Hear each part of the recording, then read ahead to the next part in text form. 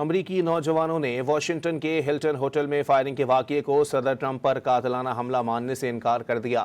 अमरीकी मीडिया के मुताबिक हालिया सर्वे में 24% अमरीकी समझते हैं कि ट्रंप पर मुबैना कातिलाना हमला जाली था। अमरीकी इदारे न्यूज़ गार्ड ने 28 से 4 मई तक सर्वे मुकम्मल किया, जिसमें 1/3 डेमोक्रेट्स ने हिस्सा लिया। सर्वे में जवान अमरीकियों ने कातिलाना हमले को जाली करार दिया, जबकि उम्र रसीदा अमरीकी समझते हैं कि अमरीकी सदर पर हमला असली था। 32% फैसला नहीं कर पाए कि हमला जाली था या नहीं। अमरीकी नौजवानों ने वाशिंगटन के हिल्टन होटल में फायरिंग के वाकये को सदर ट्रंप पर कातिलाना हमला मानने से इनकार कर दिया। अमरीकी मीडिया के मुताबिक हालिया सर्वे में 24% अमरीकी समझते हैं कि ट्रंप पर मुबैना कातिलाना हमला जाली था।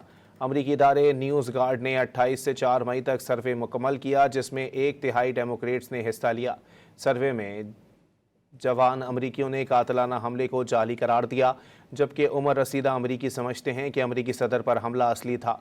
32% फैसला नहीं कर पाए कि हमला जाली था या नहीं।